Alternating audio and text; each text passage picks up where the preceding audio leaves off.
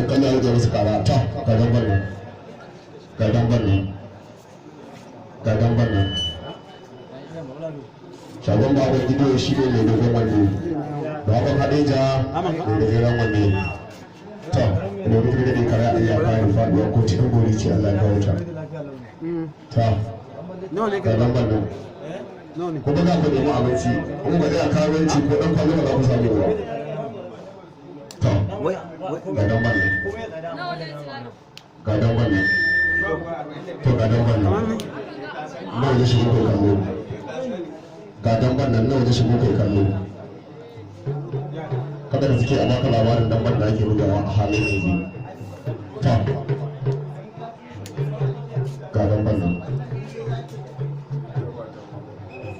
ga yara a Allah